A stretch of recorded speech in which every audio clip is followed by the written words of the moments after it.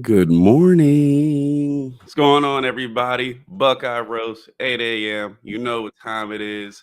Special shout out to Wayne. He's the first one to chat today. Wayne, get a special shout out. Hey, man, appreciate you coming through.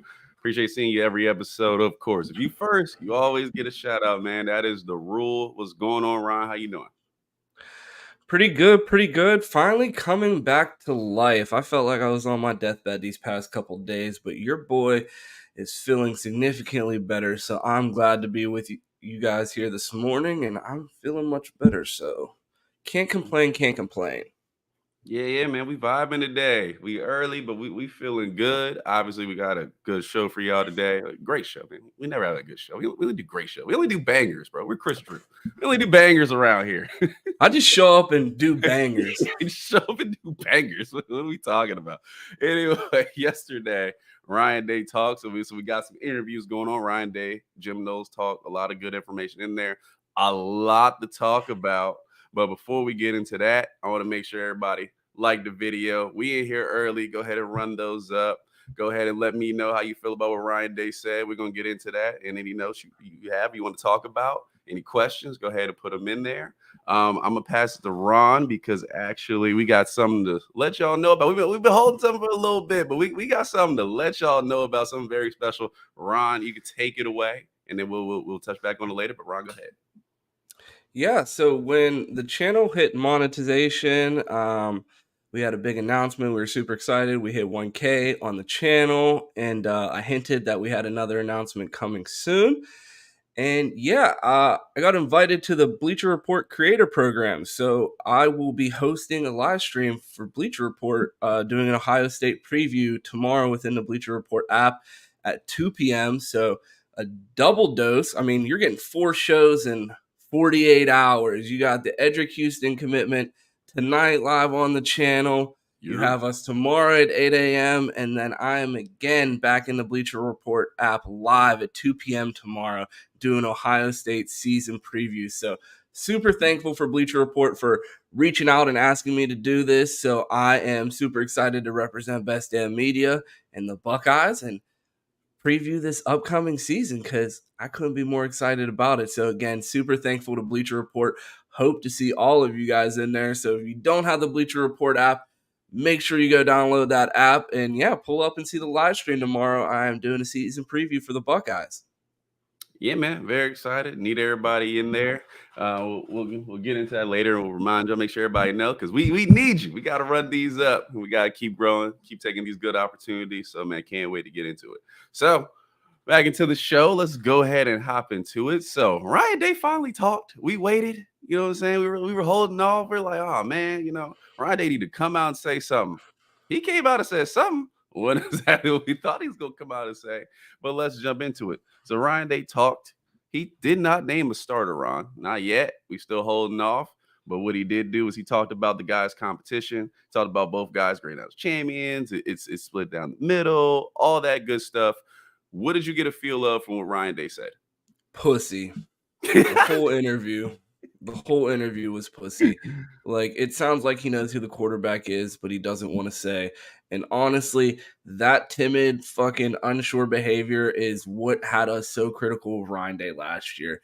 And I thought after the energy that we saw in the Georgia game that we would see a different demeanor and a more cutthroat approach from Ryan Day. And it's more of the same. That interview felt so pussy to me, I couldn't even take it.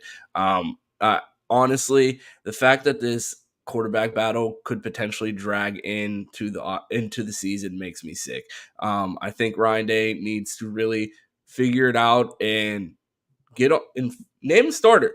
If you took a poll with your coaching staff and you said it's almost 50-50, if it's almost 50-50, that means it was not 50-50. There's 10 assistants on staff, which means at least you had a 6-4 vote in one way or the other for a particular quarterback.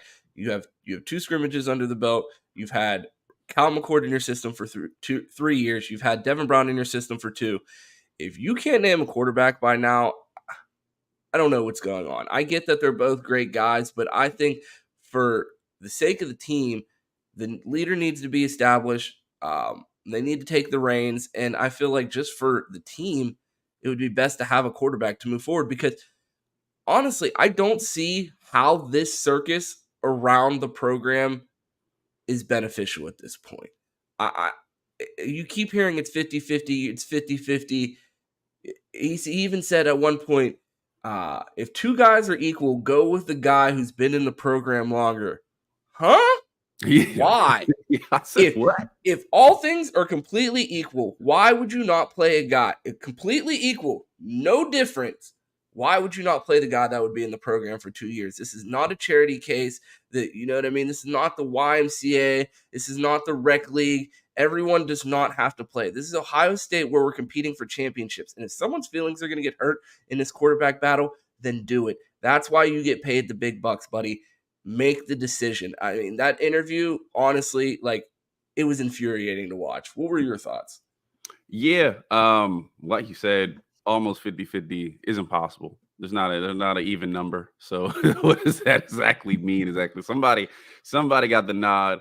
And also too, yeah, I wanted to touch on that because the two guys equal will go with the guy that been in the program the longest. That just seems like a whole like program thing. Like, oh, well, you've been here longer. It's like, no, man. Obviously, the younger dude in a less amount of time has caught the older person or passed him, whatever, or it's very close to enough where it's like, okay, this dude needs game time and he needs game time and is that close, he's gonna pass him with game time and experience. So let's roll with it. You gotta do what's best for the program. I mean, it's not even at this point where it's like a question. It's like, what are we doing? It's time to roll, man. The season starts in what? We got 2 weeks. 2 weeks. Yes, The season sir. starts.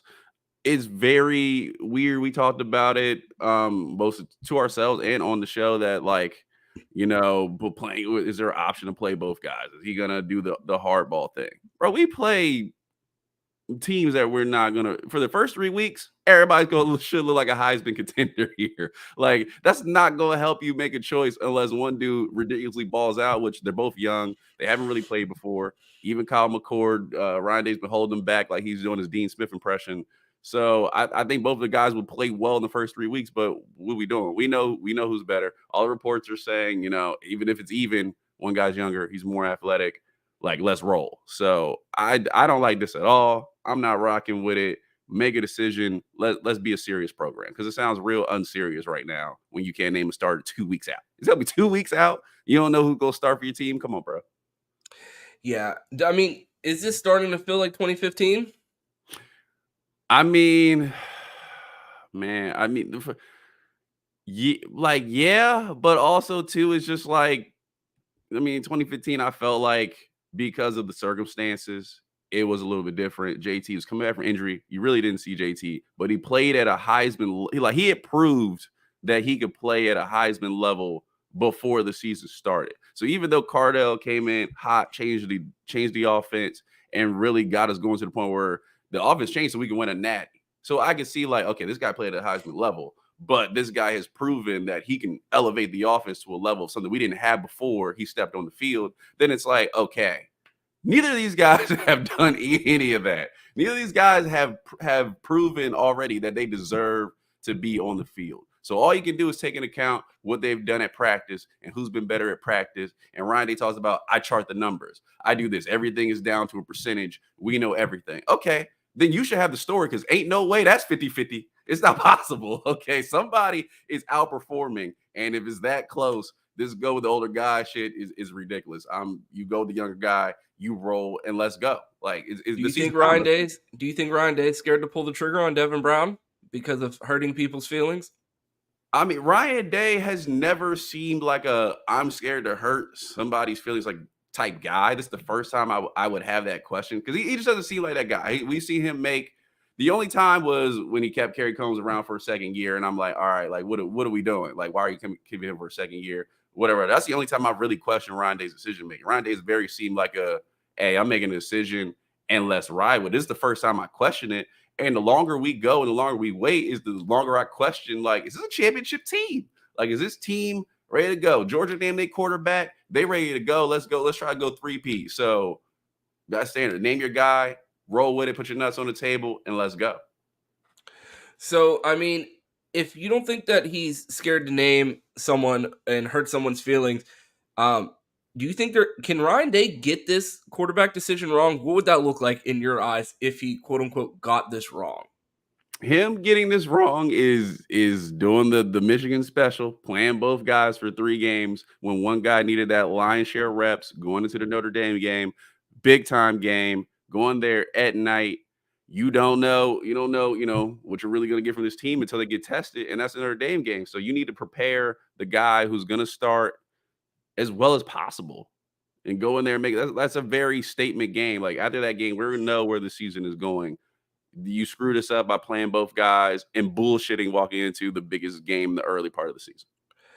So how far does this quarterback battle drag into the season before you're like, all right, cut the bullshit. I want a starter name.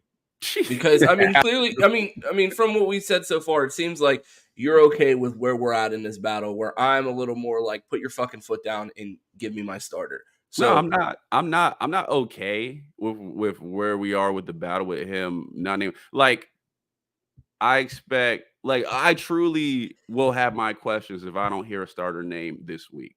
After this week, 1 week until the season, if you gotta start to prepare, you gotta start to give the guy the lion's share of the reps. You're talking about 50-50 at the end of the week.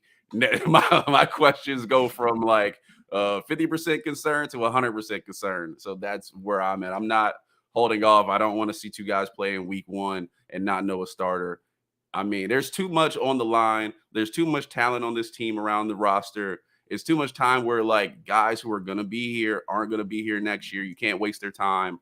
And the team knows, like Cam said, the team knows. They know already. If you could get if you had a cousin or something on the team right now, you hit them. I guarantee you they would be like, this is the better guy. So they know already. So like I said, what are we doing? He can definitely get this wrong. and do you think in the sense of getting this wrong, do you think it's just something that messes with team chemistry, or do you think that this could potentially cost Ohio State a game at some point? An incorrect decision in this quarterback battle. I don't think it could cost Ohio State a game, but I think it can cost the coaches some trust. I don't think there's a scenario where even we lose to Notre Dame. I felt like they don't have the firepower to roll around with us. They bring in Sam Hartman.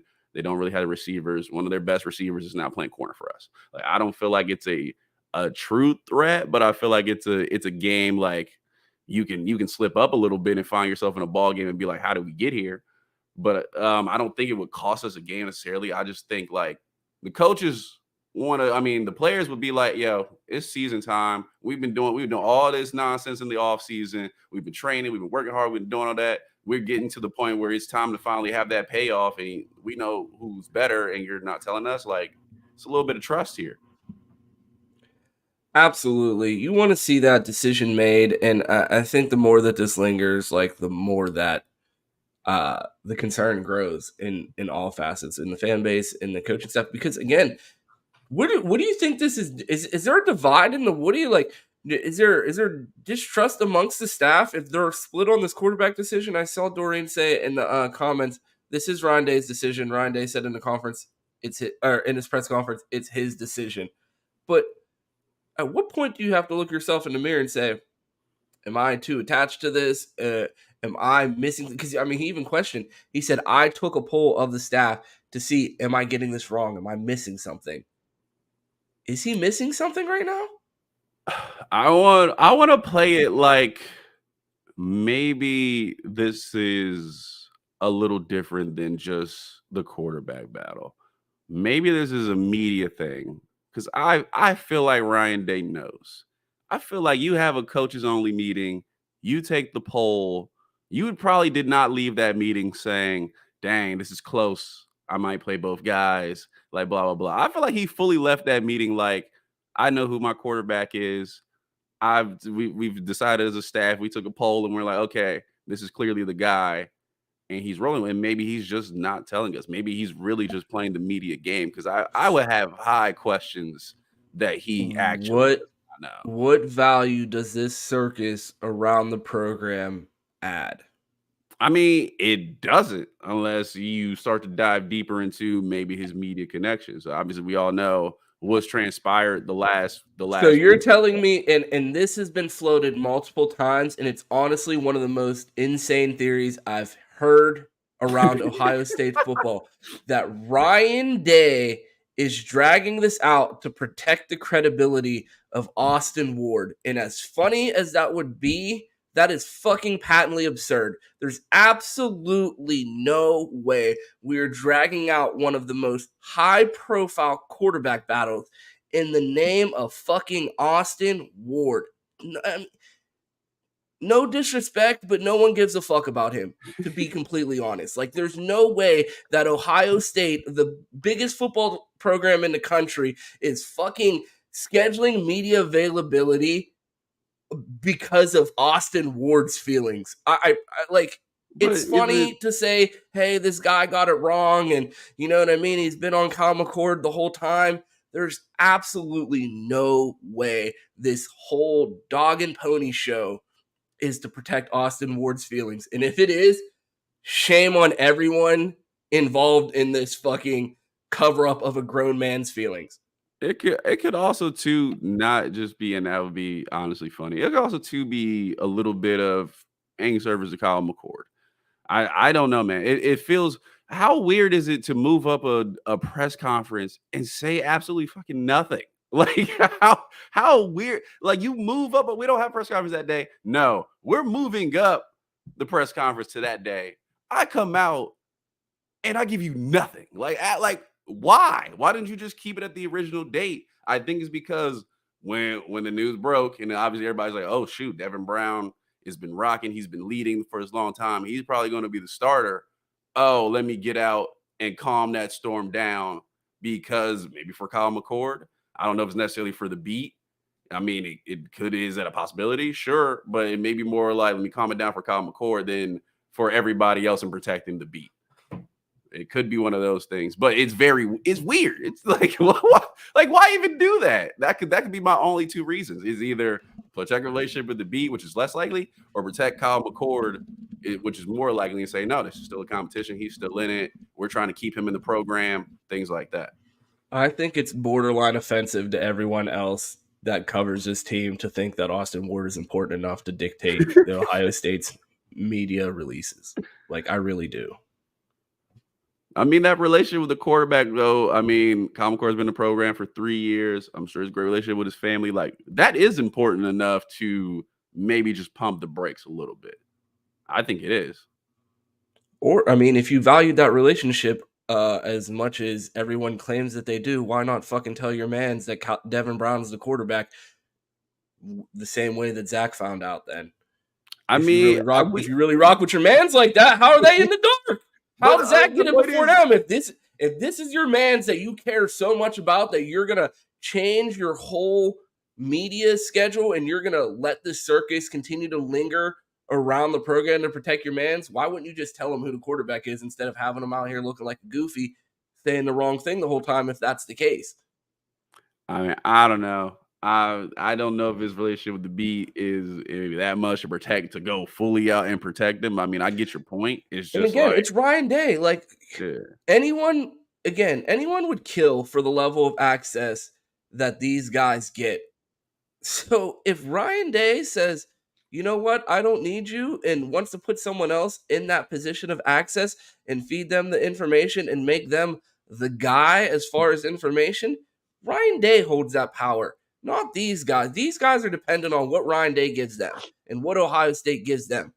So, I mean, this idea that, like, Ryan has to, you know, bend for any of these guys is laughable. I just think that theory is just so crazy, because the idea of protecting the beat, and if that is what it is, how about you protect the beat and let them know up front and not have them for 3 weeks tell everyone that Kyle McCord's what's the phrase that they use? Leader in the clubhouse.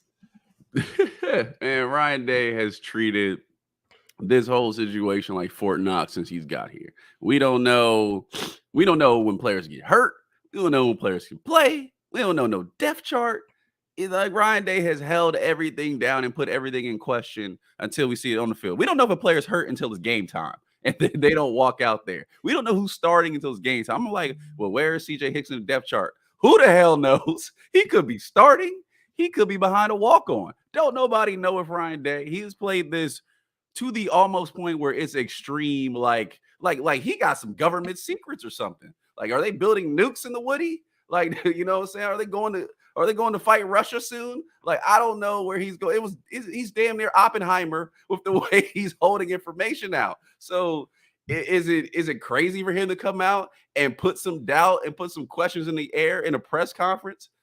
Not to me, because he's played it like that the whole time. But protecting relationships or not, that's Ryan Day. He's the master. Chris said he's the master of coach speak. He's the master of we leave like what the fuck is really going on.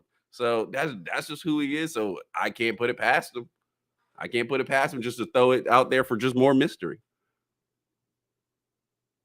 Yeah, man, at this point, I really don't have any guesses at what's going on here. I mean, if I really had to, if you put my feet to the fire, I would say Ryan Day is uncertain in his decision. I feel like he had an idea of who he thought the guy was coming into fall camp, and that picture's starting to get cloudy, and I feel like he's having trouble pull the trigger for the sake of someone's feelings. And again, I've talked on the show a million times. I want to see the Kyle McCord, Marvin Harrison Jr. connection in an Ohio State uniform. I think that storyline is amazing. You know what I mean? High school friends, won championships in PA together, all of that good stuff. But at the end of the day, if the whole staff thinks that Devin Brown's the better quarterback, play Devin Brown. Ryan Day said in his press conference, you need to do what's best for Ohio State. And if it's Devin Brown, play Devin Brown. And if it's Kyle McCord, play Kyle McCord.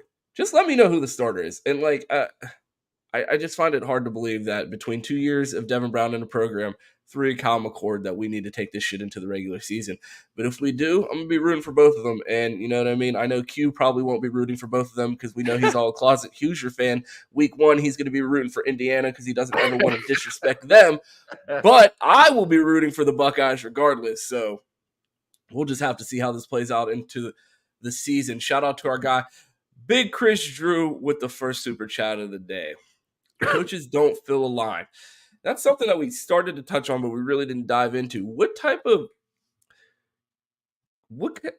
problems could this potentially cause for this coaching staff if there's a divide and the staff is split on who the quarterback is, and the majority of the staff loses out on the decision? Because ultimately Ryan Day did say this is his decision. So do you think people are looking at Ryan Day side-eye if he goes against the grain and what the rest of the staff says and it doesn't work out the way he anticipates?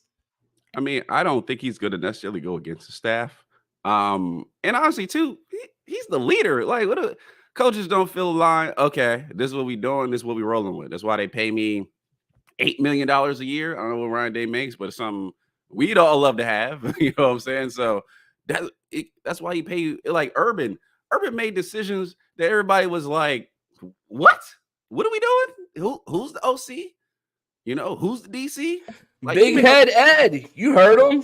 I'm saying, like, Urban made those decisions, but he made it. He put his nuts on the table, said, "This is what we're going to, rightfully or wrongfully." That's why you get paid the big bucks. If it works out, we'll give you all the praises. If it doesn't work out, we're going to criticize you. So, I mean, the coaches may be like, or like, you know, you may go particularly this way, but whether it's Kyle McCord, Devin Brown, Lincoln Conhold, Tristan Gibbia, you know, whether he picks either 4 of them, Ryan Day put his nuts on the table, make the decision, because that's what you get paid $8 million to do. I don't care if we aligned or not. We're going to be aligned after I tell you what we're doing. Like, well, that's what happens when you're the boss. Like, I manage projects. I'm saying, hey, it's going this particular way. I don't care if you aligned or not. That's what we're doing. And if it blows up, it's on me. If it works out, everybody's going to be like, hey, Darian, great choice. So, you know what I'm saying? It's like, that's just the responsibility you get in that line of work. Put your nuts on the table and roll with it, rightfully or wrongfully. I mean, at least you made a decision, like pussyfooting around and like, I don't know, guys, what do y'all think? Like, let's all hang out. Like, no, I make $500,000. You make $8 million. Made the decision. Let's go. Yeah, I mean, I guess they could look at him and say, "You make the money, make the decision." But I think a lot of them are like, "Hey, my career depends on how we do this season. Make the fucking right decision." I don't think I don't think anybody's losing money because the only person who it really affects is good. You know what I'm saying? The only person is he's doing all right. I think he'll be fine. So So I think we hit on everything that we had down for the Ryan Day interview. We want to jump into our guy, Jim Knowles. Jim Knowles. One of the first things he said was Sonny has locked up one of the starting safety positions alongside presumed starter, everyone knew coming into the season, Lathan Ransom. So we have two of those safety spots locked up with Lathan and Sonny. Just wanted to get your thoughts on that because, I mean, a common topic and theme on this channel is play Sonny Styles more. I mean, I think there's at least 8 graphics on this channel with Sonny Styles on the cover and us pounding the table to play this kid more. So just your thoughts knowing that we are going to actually get our wish and see a heavy dose of Sonny Styles on this defense this year. All right. Before I jump to that, like Doris said, everybody liked the video. We got 55 people in here. We got more traffic in here. So if you were I here see that early, goofy Notre Dame fan, Michael, that claims he hates us, but somehow managed to find our channel and come watch our show. Shout out to you, weirdo. hey, Mike, like the video while you in here doing some service. Yeah, we put a special announcement early. So if you was in here early, you heard it. If you weren't in here, we got a special announcement for you later. Nobody spoil it because we will announce it again. But yeah, Ryan Day needs to take a note out of Jim Knowles' book. What did Jim Knowles do? He named the starter. He named another starter. He said, "Hey, there's been a light of hype about this guy. He's starting. Let's roll." What did we say all offseason? Sonny Styles has to play. He has to play. If he was not starting, my trust would have went out the window for Jim Knowles. I'm like, what are we doing? We got this prototype over here, this freak show, this Isaiah Simmons, as y'all call him. Let's roll. And that's what he's doing. He's a Sonny Styles. He's playing. He's starting. He's locked up his spot. Lathan Ransom, he's back. He's improved. He's locked up his spot. I got one more where it's a battle. I'm letting you know who's battling for it and who's at the top for that spot, putting it out there, and let's ride with this defense. Like, this is what I want to hear 2 weeks in. I want to hear this guy's going to play. I want to hear this guy's going to play, and I want to hear let's go. Like that. That's all we asking for. Ryan Day, follow suit. Go do the same things. I love it. Sonny Styles is going to be a freak show. He's going to fly around the field. He's going to make plays. He's about to become a household name, not just in Bug-Eye lore, but for the nation. They're going to know who he is. I love what I heard out of Jim Knowles. So I just want to let everyone know they can find me on Twitter at 2_TEES for anyone that wants to send apologies. A direct quote from Jim Knowles in his interview. Cody has got to play a lot at linebacker. So does CJ. I have to do a better job at projecting for the end of the season. Where have we heard that? I swear I've heard plenty of Twitter coaches say it, and they've been criticized. Myself, a Hall of Fame Twitter coach, has been quite offended by all the criticism that I've taken this offseason by pounding the table, saying this absurd take. You know what I mean? I know, I you know what I mean? I've never had my hand in the dirt. I didn't play at a D1 level. I didn't play in the league. I didn't coach. And tell me if I'm off base here. What do you think about this theory, Q? Go ahead. Play the 5 stars. Oh, wow. Very risky to play the 5. Like, you probably lose some games doing. Man, what are we doing? Yes, What are we doing? Play the 5 star. Play the freak show. There's some dudes that were projected to be first round picks when they walked out of high school. At least put them out there. We done put some guys out there we know that weren't even close to 5 stars that we know we're going to get a liability. They shot and played. Play the 5 stars, man. Get them out there. Let's roll. Like, there's no reason to be holding these guys back. When we talk about Georgia's defense, their free show, they don't hold nobody back. We saw freshmen flying all over the field when we played against them. Play the 5 stars. Let's go. Exactly. But all jokes aside, I want to give Jim Knowles his credit. I started off the show by saying that Ryan Day's press conference pissed me off and it was pussy. Jim Knowles came out and put his fucking foot down, admitted his faults. He said that he learned from last year that he needs to play guys more. He needs to project more for the end of the season and making sure that Cody Simon is getting early season reps. CJ Hicks is getting early season reps. So we're not beating up Heisman contenders like Tommy Heismanberg. We want to keep our stars healthy. We want to make sure that they're flying around in championship games. You know what I mean? Tommy was looking a little slow out there on some of those deep routes and coverage against Georgia. I'm going to blame it on his legs being dead because we weren't playing CJ Hicks enough. That's the story that I'm sticking to. But like, you know what I mean? Jim Knowles came out and said Sonny's playing. He's not afraid. He's talking about Malik Hartford being in the battle of free safety. You know, he's going to rotate guys. Caden Curry's going to play. You hear that the names that you think should play on this team are going to play. And it's something that we discussed on yesterday's show and previous shows. There's too much talent on this defense to screw it up. There's only one or two positions that you can get a little funky with. But for the most part, this defense is deep.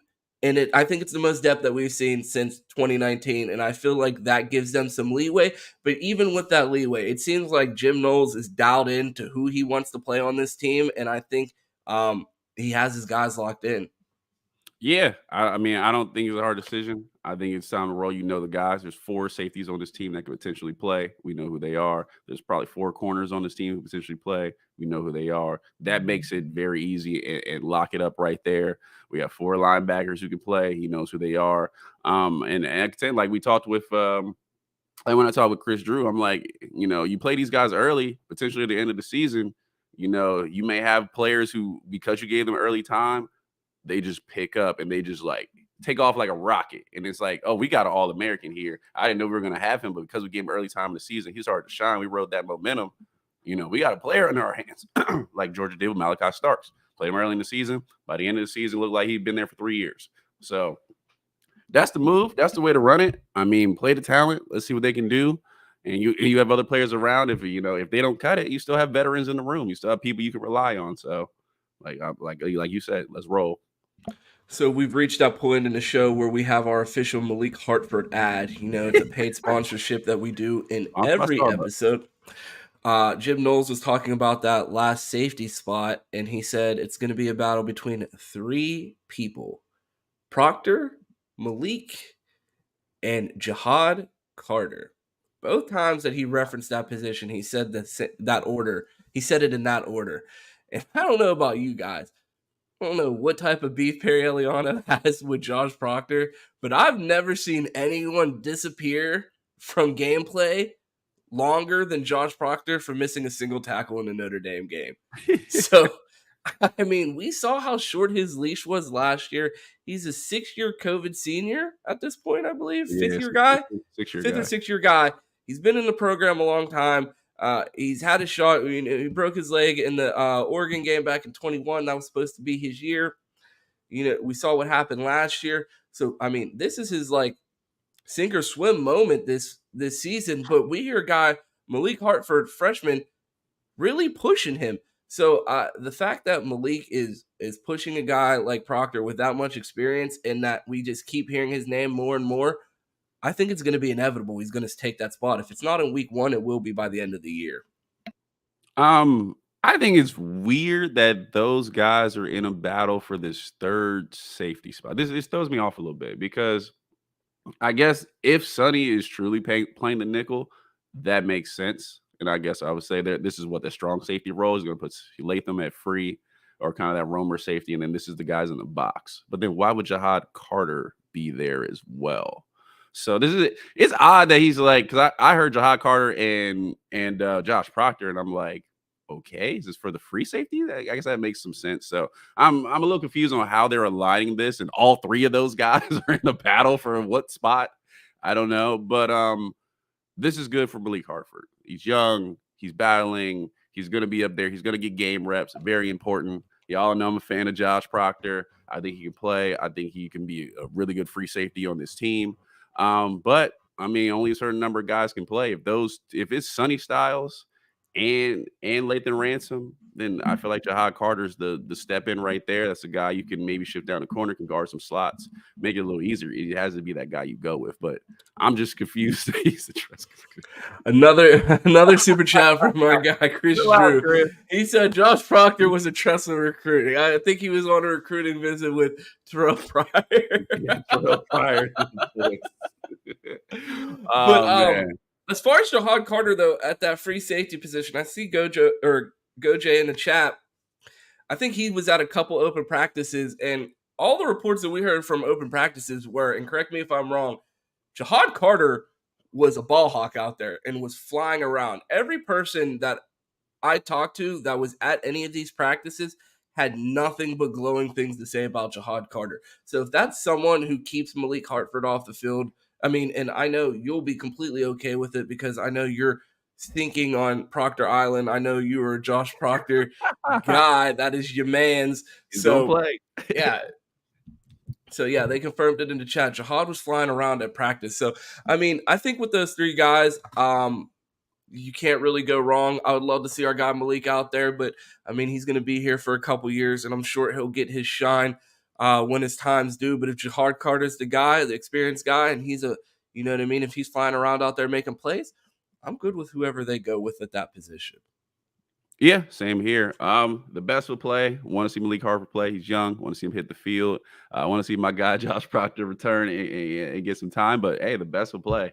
So we'll see. So moving on from safety, obviously talked about the jack a little bit. Mitchell Melton, CJ Hicks repping there. Want to go ahead and get your thoughts on that? I'm starting to turn into Larry Johnson when I hear the term jack. Get that shit out of my face. I want to hear it. But I mean, he said that CJ Hicks and Mitchell Melton are both repping at the jack position.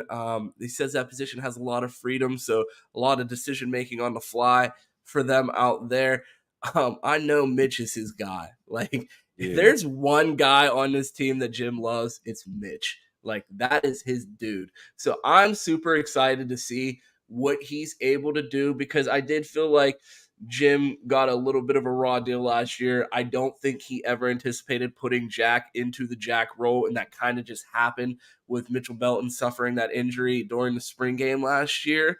But I feel like, I mean, if there's a graphic out there, you guys can find it, where Jim Knowles, during one of his coaching clinics, has a slide from one of his presentations that has the ideal body makeup of the jack position.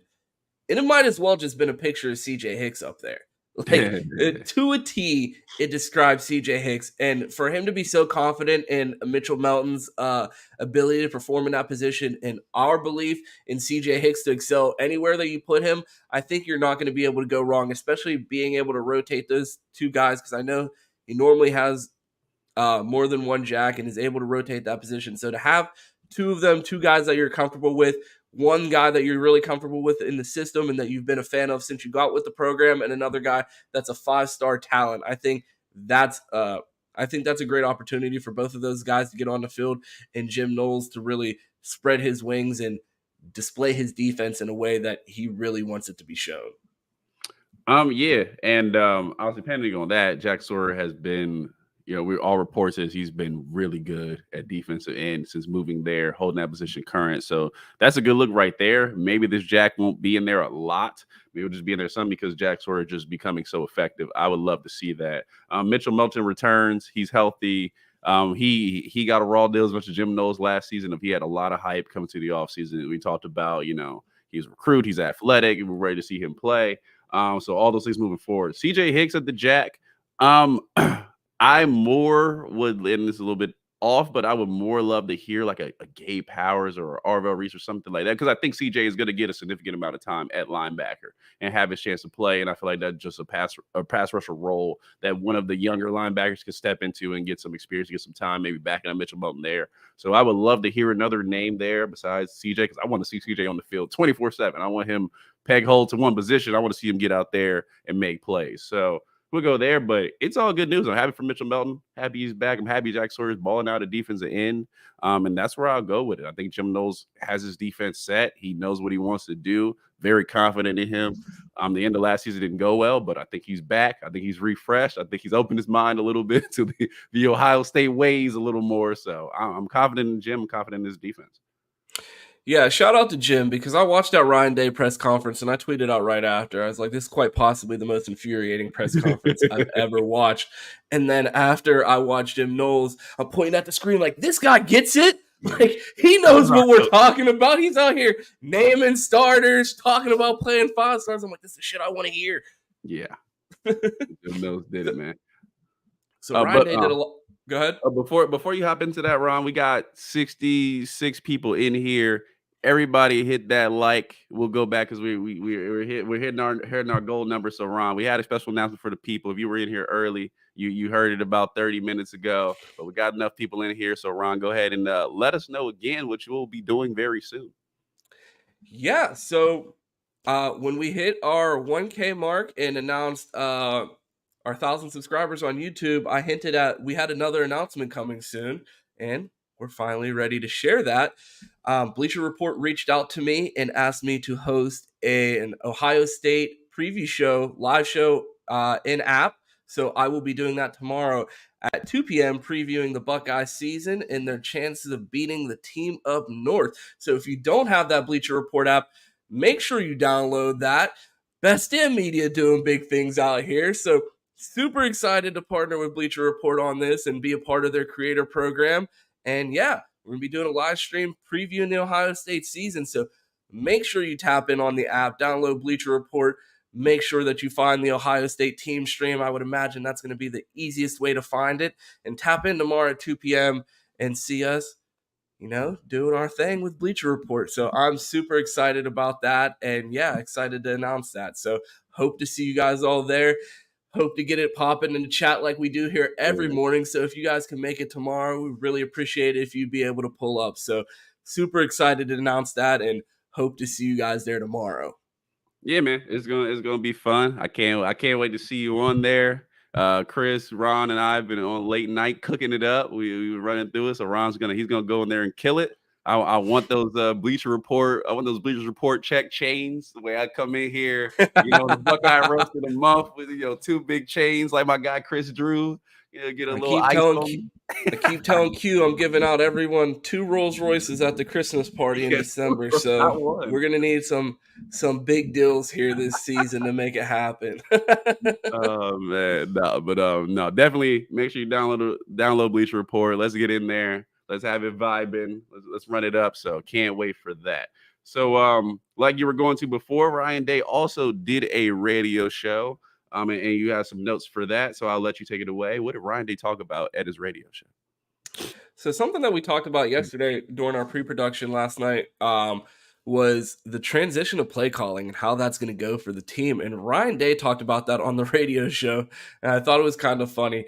He said he will continue to call the majority of plays and said that Brian Hartline did a good job installing the offense for the first time. So it seemed like he really let go of the reins during the offseason and let Brian Hartline do his thing. But he also said he feels like it's going to be a transition into play calling and he's still going to handle the majority of the play calling, and it's going to be a similar play calling situation to that of him and Kevin Wilson. And when I hear that, I'm like, well, it sounds like Ryan Day is calling the plays and Kevin Wilson can share his opinion and Ryan Day will do what he wants with it. And I feel like it's going to be a similar thing with Brian Hartline. He'll be very involved in the game planning. He will have Ryan Day's ear, but at the end of the day, Ryan Day's not letting go of that play sheet. And it's kind of funny that he even hinted that he would because you just saw what Jimbo did last year, and that man will not give up that play sheet, and that offense looked terrible. Ryan Day is one of the greatest play callers in college football. Why would he give up that play sheet? Well, yeah, if you compare yourself to Jimbo, he's going to be doing it forever because, you did not do it well. And Ryan Day, torch the ghost of defenses that we've heard 2 years about. That this monster defense that he just went in there and you said, oh, y'all play defense down in Georgia? All right, let's see. So, this is interesting, man. I'm not mad at it, and this is why. Brian Hartline has never called plays before. He's never coordinated the offense. He's rolling in very new. And I want to see Ryan Day kind of walk him into this role. I don't mind it so much. I do want Brian Hartline to grow into his role so Ryan Day can step out and take a CEO role. But certainly, this is the first season. We think Brian Hartline's going to be here for a bit now that he's got this OC role. So not worried about him just running out the door after the season. Want him to grow into it. Want him to take his time. Want Ryan Day to be able to coach him through and say, hey, this is why I called this. This is why I called that. We got some games we're going to be blowing some teams out. It's like in this situation, where would you go, Brian? you got the reins, run it. Let me see what you talk about. So I'm not mad at it a little bit. Ryan Day is one of the best play callers in the game. That's why he's here. That's why he got this head coaching job. He's best at this is his best trait, working with quarterbacks and calling offenses. So I'm not terribly at it, especially if we get the Georgia Ryan Day, calling plays. I don't think we lose this season if we do. So I'm not mad at it, to be honest. But I do want Brian Hartline to get his shot, grow into this role, and then be able to take full control and let's roll. You said something super interesting. You referenced that phrase CEO role, and I'm going to ask you something. Yeah. In the CEO role, don't you think that would give him more time with Brian Hartline installing the offense, Ryan Day taking a step back, a more CEO approach? Don't you think that would give him more time and more foresight to make a decision on the quarterback battle? You're not installing the offense. You're not calling plays in practice. Don't you think that would give you a little bit more time to evaluate quarterback battle? But it's quarterback and play calling is so close together that I don't think he's going to have more foresight if he would necessarily step back, because he's so in tune of working with those guys day in, day out, working with the offense day in, day out, that he knows who's running this offense and who runs it better. I don't know if that necessarily he would have came out and made a decision by Apparently now. Not. It's 50-50, bro. And if it's 50-50, you play the guy that's older. We paid for him not taking the CEO role on defense. That's where we paid for it at. We didn't pay for it at quarterback play. We didn't pay for it him picking the right guy to run the offense. We paid for it on defense, where it was like, how did you let this go on for this long? I think Corey Dennis should make the decision. Hey, Corey Dennis ain't missed. Yeah, I did a whole episode defending Corey Dennis, telling you why he was one of the top staff members on the team. So you won't get complaints out of me. I've never changed. That's your man's. I know that's your man's. I remember all my takes. I ain't never changed it up. So I'm cool with it. But I want to see Ryan Day step back in CEO role just for the health of the entire program. But I don't think it would have made him make a decision by now. I mean, I'm cool with this decision. I think he's close to the quarterbacks. I think he's going to make the right decision when the time comes. I got faith in him. Make it this week, please, for us. But yeah, I'm good with this whole situation. I'm excited to see what Hartline does when he gets his shot, and let's see him grow and get better. Yeah, I mean, so that pretty much wraps up our coaches' interviews. But there's one last thing that I wanted to touch on before we get out of here. Those piss skunks up north, they imposed a 3-game suspension on your boy Jimmy Hairball. Are they worried that this man's going to get out of there? Because when I look at it from an outside perspective, I see a 3-game self-imposed suspension after Harbaugh fought the NCAA, and it sounds like Michigan's getting in front of this. Harbaugh's going to flee town at the end of the season, and they're trying not to catch the hammer when Harbaugh's already gone and the only person left to punish is the university. Yeah. Especially when we had them say, nope, we're not following your your already predisposed suspension. We gonna come up with our own, which can't be better than the one Michigan was trying to do. So yeah, I think they're trying to get in front of it a little bit. It's interesting news. They're going to throw a 3-game suspension on, and those 3 games do not matter at all. I could coach those games and Michigan win it, so it's not going to matter. But I think it's interesting. I think they're trying to mitigate it for when Harbaugh leaves, because he's been very skittish. He might run out at any time. That their new coach in the program after does not face the consequences of what happened. So I would agree with that 200%. So before we wrap up, you did say you could coach Michigan through those 3 games. If you coach Michigan, who would you start at running back? Oh, I'm self-sabotaging 100% with my fanhood. But if I go in there and be honest, and I'll start Donovan Edwards, and I'm like, the Dawn. When you get tired, you let me know. It's gonna be like when you have a star player. And hey, tell that little fella to get in there. Yeah. Dawn's tired. When you coach in the youth league and you have a star player, he's like, I'm tired. No, you're not. You're not tired. You staying in the game. You good. You want to play him? No. You good. You try to get me fired? Keep playing. Go in there. 22 dive. It's like when you're running no huddle offense on Madden and your whole team's hunched over in the red zone and and they're about to bring in the second string running back. They send the second string running back in and you're like, no, timeout. Time out. I don't even want this guy in here. Get the starter back in here. I got to burn one, bro. Get him in here. I'm not doing this. Red. Time out. He's subbing nobody. No breaks. Yeah, give them some juice, man. But yeah, no, I think they're trying to get in front of it. But yeah. Hopefully, I mean, I don't know. I feel kind of like I don't have no heart for Michigan, but the way NCAA doing them is a little bit wrong in my opinion. But hopefully this makes it so they still, I don't know what the fuck's Q's talking about. Fuck Michigan. The NCAA like can I'm do back. whatever They want should not to get bro. SEC teams is out here throwing money through hospitals, all this stuff, bro. Like, hey, I want the Big Ten to be successful. I don't care. That's the ACC. I mean, Michigan can win games. They ain't beating Ohio State, and they when there it goes, they can stop it. So I don't care. They can be 11-0 walking the game. We blow their ass out. That's the way I would love to see it. But the NCAA has shafted them with what they let other people do. So I will always say this joint is wrong.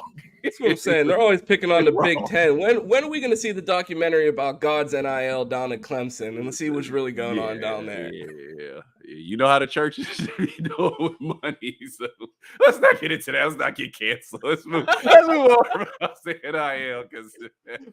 So yeah, let's get out of here before we get canceled. We got a big day tomorrow on Bleacher Report. Again, shout out to them for having me do this season preview. So I'm super excited for that. BDMG coming to the big leagues, showing up on Bleacher Report. So we're super excited about that. Before we get out of here, Q, let the people know where they can find you. Actually, before we get out of here, there's 77 people in here. Smash that like button. It costs nothing. It helps us a ton.